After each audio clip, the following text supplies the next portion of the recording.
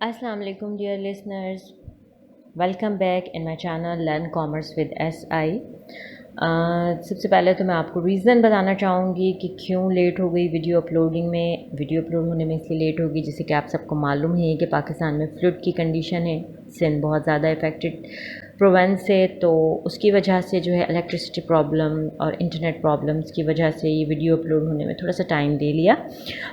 लेकिन सबसे पहले मैं आपसे रिक्वेस्ट करना चाहूँगी कि प्लीज़ चैनल को सब्सक्राइब कीजिए and don't forget to press the bell icon. Like कीजिए, अपने फ्रेंड सर्कल में इसे शेयर कीजिए और कमेंट्स करना बिल्कुल मत भूलिएगा। जिस तरह की भी पॉजिटिव या नेगेटिव कमेंट्स हों, आपको वीडियो कैसी लगी ये ज़रूर मुझे बताइएगा। तो आइए चलते हैं अपने लेक्चर की तरफ। Now we will starting our lectures accounting terminologies. देखिए, अकाउंटिंग टर्मिनोलॉजीज़ ये सेकंड पार्ट है लेक्चर का। इसका फर्स्ट पार्ट जो है बेसिक अकाउंटिंग टर्मिनोलॉजीज़ के नाम से जो है वो अपलोड हो चुका है। इस चैप्टर में जो है हमने पढ़ा ही सिर्फ बेसिक कॉन्सेप्ट्स के बारे में है। पहले लेक्चर में हमने काफ़ी सारे कॉन्सेप्ट्स को डिस्कस किया था, तो आज ये इस लेक्चर में भी हम मज़ीद जो रिमेनिंग जो अहम बेसिक कॉन्सेप्ट्स हैं उनके बारे में हम पढ़ेंगे। तो आ जाते हैं। तो फर्स्ट हमारा बेसिक कॉन्सेप्ट है मर्चेंडाइज़। मर्चेंडाइज़ क्या होती हैं? The goods purchase for the purpose of resale is called merchandise. देखिए, मर्चेंडाइज़ हम उन चीज़ों को कहते हैं, फॉर एग्ज़ाम्पल आपका किसी भी किस्म का कोई बिज़नेस है, किसी भी किस्म का है, आप फॉर एग्ज़ाम्पल कोई प्लास्टिक के बर्तन हैं जिनको आप सेल आउट करते हैं, तो वो चीज़ें यानी कि वो प्लास्टिक के बर्तन जब आप ख़रीदते हैं, किस पर्पज़ के लिए ख़रीदते हैं? ताकि आप इन्हें रीसेल करेंगे, दोबारा से इनको सेल करेंगे और फिर आप इससे प्रॉफिट कमाएंगे। तो वो प्लास्टिक के बर्तन क्या हैं आपके लिए? वो आपकी मर्चेंडाइज़ हैं। यानी the goods purchase for the purpose of resale is called merchandise. यानी कोई भी आपका बिज़नेस है और उस बिज़नेस में आपकी जो भी चीज़ें आप ख़रीद रहे हैं ताकि आप उन्हें रीसेल कर सकें, वो आपकी मर्चेंडाइज़ कहलाती हैं। Second terminology is purchases. Merchandise purchase for resale is known as the purchases. Purchases देखें, परचेजेस आम फहम जो इसका मतलब है वो भी यही है, परचेज मतलब ख़रीदना। बिज़नेस में भी उसका मतलब वही है, लेकिन आम परचेज में और बिज़नेस परचेज में क्या फ़र्क होता है? आम परचेज़ क्या है? हम एज ए कंज्यूमर जब कोई चीज़ परचेज़ करते हैं तो हमारा मेन मकसद होता है उस चीज़ को इस्तेमाल करना, उसको यूज़ करना, ठीक है। लेकिन बिज़नेस में जो परचेज़ की जाती हैं उनका मकसद होता है कि आप इनको दोबारा से रीसेल करेंगे और फिर आप उससे प्रॉफिट कमाएंगे। तो परचेज़ का मतलब वही है, ख़रीदना, लेकिन बिज़नेस में और कंज्यूमर के पॉइंट ऑफ व्यू से थोड़ा सा एक फ़र्क दोनों में आ जाता है। परचेज़ दो तरह की होती हैं, क्रेडिट परचेज़ होती है और कैश परचेजेस होती हैं। ये पहले लेक्चर में हम डिस्कस कर चुके हैं ट्रांजैक्शंस में। जो ट्रांजैक्शन दो तरह की होती हैं, cash transaction and credit transaction. बिल्कुल सेम उसी तरीके से परचेजेस भी दो तरह की होती हैं, कैश परचेजेस होती हैं एंड क्रेडिट परचेजेस होती हैं। कैश परचेजेस वो परचेजेस होती हैं जिसमें immediate exchange of cash involve होता है। यानी कि फॉर एग्जांपल आप कोई चीज़ लेने गए, आपने फ़ौरन से उसकी पेमेंट की, तो that is called the cash purchases. Credit purchase क्या होती हैं? क्रेडिट परचेज़ में immediate exchange of cash involve नहीं होता, लेकिन उसमें पेमेंट जो है वो किसी ख़ास फ्यूचर डेट में दी जाती है, उसको हम क्रेडिट परचेज़ कहते हैं। है purchase is return. If the merchandise purchase is return to the supplier it is called purchase return. देखिए, सिंपली जो परचेज़र है, जो बायर है, अगर उसने जो चीज़ें ख़रीदी हैं वो अकॉर्डिंग टू उसकी नीड नहीं है, अकॉर्डिंग टू ऑर्डर नहीं है, या उसको जो वो चीज़ें जब रिसीव हुई तो वो डैमेज फॉर्म में रिसीव हुई हैं, उस सूरत में क्या होता है कि परचेज़र जो होता है उन चीज़ों को सेलर को रिटर्न कर देता है या उसे कहता है कि ये चीज़ें आप वापस ले लीजिए। तो इसको हम कहते हैं purchase is return. Purchase allowance क्या होता है? द प्राइस रिडक्शन और concession made by the supplier on returnable merchandise is called purchase allowance.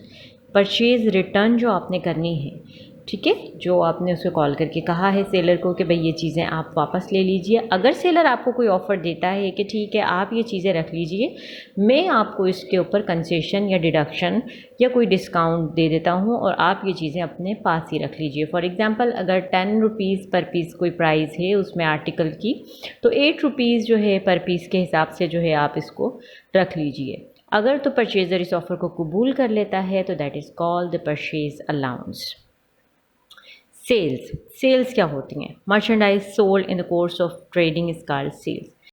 Trading business में जितनी भी आपकी एक फाइनेंशियल पीरियड के दौरान जितनी भी चीज़ें आपने सेल आउट की हैं अपने बिज़नेस में, उसको हम एक नाम देते हैं सेल्स का, ठीक है, उसे हम सेल्स कहते हैं। सेल्स भी परचेजेस की तरह से दो तरह की होती हैं, एक कैश सेल्स होती हैं और दूसरी क्रेडिट सेल्स होती हैं। बिल्कुल उसी तरीके से कैश सेल्स कौन सी होती हैं, वो होती हैं जिनमें immediate exchange of cash involve होता है, यानी कि आपने जो है वो पैसे लिए और चीज़ जो है वो फ़रोख्त कर दी, ठीक है। और क्रेडिट सेल्स क्या होती हैं, क्रेडिट सेल में immediate exchange of cash involve नहीं होता, लेकिन उसमें आपको जो कैश मिलता है, यानी कि जो आपको अकाउंट रिसीवेबल आपका होता है, वो आपको फ्यूचर डेट में मिलता है, ठीक है ना। आपको वो पैसे मिलने होते हैं, तो इसलिए हम उसको अकाउंट रिसीवेबल कहते हैं। ये क्रेडिट ट्रांजैक्शन कहलाती है, यानी कि क्रेडिट सेल कहलाती है, ठीक है। सेल्स रिटर्न भी बिल्कुल उसी तरीके से है जैसे परचेजेस रिटर्न है। फॉर एग्जांपल आपने कुछ चीज़ें अपनी सेल आउट की हैं, चीज़ें सेल आउट करने के बाद परचेज़र आपको कॉल करता है और कहता है कि भाई ये जो हैं मुझे डैमेज मिली हैं या मेरी ज़रूरत के मुताबिक नहीं है, या आपने मुझे वो नहीं भेजी जिनका मैंने ऑर्डर किया था, तो ये चीज़ें आप वापस ले लीजिए। अगर वो चीज़ें आपको वापस कर देता है बायर यानी कि परचेज़र, तो that is called sales return. लेकिन अगर आप उसको कोई ऑफ़र देते हैं कि ठीक है आप ये चीज़ें रख लीजिए, हम इसके ऊपर आपको कोई डिडक्शन या डिस्काउंट देते हैं, और वो परचेज़र जो है इस ऑफ़र को आपकी कबूल कर लेता है, तो that is called sales allowance. Next terminology है assets. The properties on by business is called business assets. Assets are of two types, tangible and intangible assets. Simply वो प्रॉपर्टीज़ जो कि बिज़नेस रखता है, यानी कि बिज़नेस की अपनी प्रॉपर्टीज़ होती हैं, उसको हम बिज़नेस एसेट्स कहते हैं, ठीक है। इसमें देखें ऑनर की प्रॉपर्टी शामिल नहीं है, उसकी पर्सनल चीज़ें शामिल नहीं हैं, उसका घर शामिल नहीं है, उसकी गाड़ी शामिल नहीं है, लेकिन जो उसका बिज़नेस है और बिज़नेस में जो भी प्रॉपर्टीज़ उसके पास हैं, चाहे बिल्डिंग है, चाहे गाड़ी है, चाहे वेन है, चाहे सामान है, चाहे फर्नीचर है, तो वो तमाम की तमाम चीज़ें जो हैं वो बिज़नेस एसेट्स कहलाती हैं। देखिए एसेट्स जो है वो दो तरह के होते हैं, टेंजिबल एंड इनटेंजिबल एसेट्स, ठीक है। अगर आप इसकी मीनिंग भी देखेंगी तो टेंजिबल का मतलब है वो चीज़ें जिन्हें आप छू सकते हैं, जिन्हें आप देख सकते हैं। इनटेंजिबल वो चीज़ें जिन्हें ना आप छू सकते हैं ना आप देख सकते हैं। अब देखिए एसेट्स में वो चीज़ें तो समझ आती हैं जिन्हें आप देख सकते हैं, जिन्हें छू सकते हैं, यानी कि एसेट्स में वो कौन सी चीज़ें हैं, जैसे कि बिल्डिंग हो गई, मशीनरी हो गई, सामान हो गया, गुड्स, फर्नीचर्स, कंप्यूटर्स, एवरीथिंग। आप उसे देख भी सकते हैं और आप उसे छू भी सकते हैं, आपको बज़ाहिर वो चीज़ें नज़र आ रही होती हैं। इस तरह के एसेट्स को हम कहते हैं कि ये टेंजिबल एसेट्स हैं। लेकिन इनटेंजिबल एसेट्स कौन से होते हैं, वो एसेट्स होते हैं जो बज़ाहिर आपको नज़र नहीं आ रहे होते, लेकिन वो भी अपनी एक इम्पॉर्टेंस रखते हैं और उनकी वैल्यू भी टेंजिबल एसेट्स से किसी भी तरह कम नहीं होती। और उनकी बेस्ट एग्जाम्पल क्या है, पेटेंट, कॉपीराइट, ट्रेडमार्क, ठीक है। तो ये तमाम चीज़ें जो हैं ये क्या कहलाती हैं, ये इनटेंजिबल एसेट्स कहलाती हैं, यानी कि जिनकी वैल्यू होती है और जो आपको बैलेंस शीट में नज़र भी आती हैं, लेकिन जो है बज़ाहिर आपको फ़िज़िकली इनकी कोई अपीयरेंस नहीं होती है। नेक्स्ट है equities. Equities are the interest in the claim of the owner against the enterprise. They are the two type of equities, owner equity and creditor equity. Simply equity हम किसे कहते हैं, वो पैसा जो कि बिज़नेस में लगाया जाता है, ठीक है ना, उसको हम इक्विटी कहते हैं, ठीक। वो पैसा जो बिज़नेस में लगाया जाता है, लेकिन जो पैसा बिज़नेस में लगाया जाता है ना, उसके ऊपर इंटरेस्ट क्लेम होता है। दो तरीक़ों से वो पैसा लगाया जाता है, एक वो जो ऑनर खुद पैसा लगा रहा होता है जिसे हम कहते हैं कैपिटल या ऑनर इक्विटी, ठीक है। तो वो उस कैपिटल के ऊपर भी इंटरेस्ट लेता है, ठीक। प्रॉफिट अलग चीज़ है, लेकिन वो अपने इन जो कैपिटल है उसके ऊपर वो इंटरेस्ट लेता है। उसके बाद नेक्स्ट सोर्स क्या है बिज़नेस की, बिज़नेस कहाँ से पैसा हासिल करता है, थ्रू लाइबिलिटीज़, यानी कि कर्ज़ा लेके, चाहे बैंक से चाहे पर्सनल सोर्सेज से वो कर्ज़ा लेके अपने बिज़नेस में इन्वेस्ट करता है, तो वो क्या कहलाता है, क्रेडिटर इक्विटी, ठीक है। यानी कि वो लाइबिलिटीज़ जो कि हमने वो पैसा जो हमने लेके बिज़नेस में इन्वेस्ट किया है, ज़ाहिर है उसके ऊपर भी जो कर्ज़ा लिया है उसके ऊपर भी इंटरेस्ट पे करना है। तो इक्विटीज़ क्या हुई, equities is a combination of two things, capital plus liability, capital यानी कि वो अमाउंट जो ऑनर खुद इन्वेस्ट करता है बिजनेस में, ठीक है। और लायबिलिटी यानी कि वो अमाउंट जो वो बाहर की सोर्सेज से कलेक्ट करता है, चाहे वो पर्सनल सोर्सेज हों, चाहे वो किसी बैंक से या फाइनेंशियल इंस्टीट्यूशन से कर्जा लेके अपने बिजनेस में इन्वेस्ट करता है। तो इसको हम कंबाइनली हम इसको कहते हैं इक्विटीज़। अकाउंट रिसीवेबल सिंपली क्या है, जो भी आप क्रेडिट सेल करते हैं, ठीक है। क्रेडिट सेल मतलब कौन सी, अभी मैंने पीछे ही आपको बताइए कि वो सेल जिसमें आपको पैसे कुछ टाइम के बाद मिलने होते हैं, ठीक है, तो उनको हम क्रेडिट सेल कहते हैं।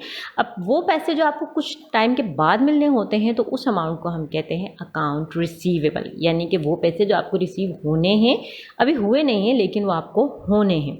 इसके भी डिफरेंट नाम होते हैं, अकाउंट रिसीवेबल भी कहते हैं, हम इसे डेप्टर्स भी कहते हैं, हम इसे बुक डेप्ट्स भी कहते हैं और हम इसे सन्ड्री डेप्टर्स भी कहते हैं।